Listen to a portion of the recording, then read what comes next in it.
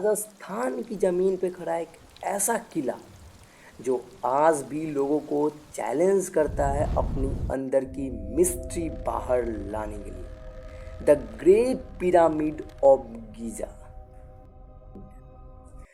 Pyramid बस एक नाम नहीं, एक ऐसी मिस्टीरियस जगह है जो कि टूरिस्ट प्लेस है, जहाँ पे लोग जाते हैं, विजिट करते हैं, आते हैं। लेकिन ये the great pyramid of Giza एक तरीके से हॉन्टेड है। अब लोग कहते हैं इसकी पीछे की कहानी यह है कि एक बार एक एक्सप्लोरर इस पिरामिड के अंदर गए थे। उन्होंने अपना कैमरा ऑन किया, रिकॉर्ड किया, और उनके हाथ में जो कंपास था वो अलग ही डायरेक्शन में घूमने लगा। अनस्टेबल हो गया था वो कंपास, नहीं रुक रहा था, नहीं झुक रहा था, मतलब जिधर भी जाना है उधर भी जाना था। अब सबसे चौंकाने वाली बात यह थी कि जितने भी एक्सप्लोरर्स थे उनके कैमरे में कुछ ऐसा रिकॉर्ड हो रहा था कि जो कि काफ़ी डेंजरस था।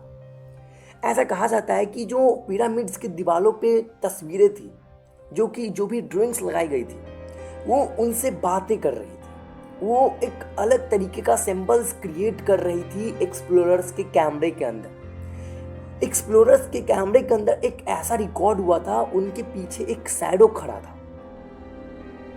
अब वो शैडो जब उन्होंने मुड़ के देखा तो वो शैडो वहां पे नहीं था।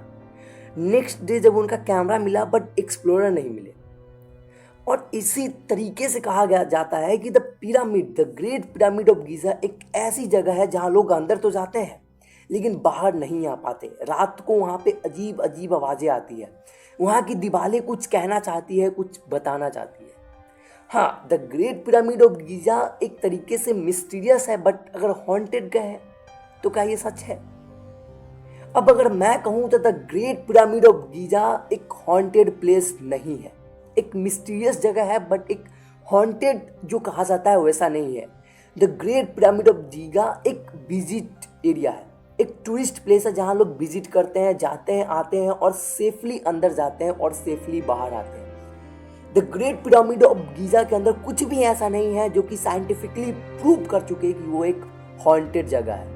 उसे मिस्टीरियस कुछ कारणों से माना जाता है कि आज से 4500 साल पहले the great pyramid of Giza को बनाया गया था। लेकिन 4500 साल पहले इतनी ज़्यादा फैसिलिटीज़ नहीं थी कि इस तरीके से डिज़ाइन किया जा सके the great pyramid of Giza को। लेकिन फिर भी उस समय में the great pyramid of Giza को इतनी साइंटिफिकली तरीके से डिज़ाइन कैसे किया गया था, इतने बेसिक तरीके से डायरेक्शन कैसे दिया गया था? अब कुछ लोग बोलते हैं कि इसे एलियंस ने बनाया था, कुछ लोग बोलते हैं कि ये बनाई गई थी बट छोड़ दी गई थी।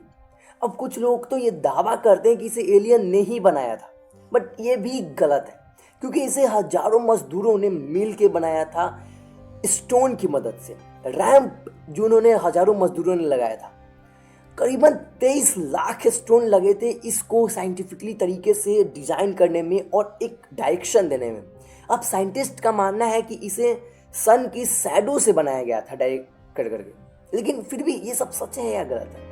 अब the great pyramid of Giza इस तरीके से मिस्टीरियस है कि उसके अंदर आज भी कितने चीज़ें हैं जो मिस्ट्री है, जो आज भी बाहर नहीं आ पाए हैं कि ये सच है या नहीं। The great pyramid of Giza के अंदर कुछ चैम्बर्स है जो आज भी मिस्टीरियस है।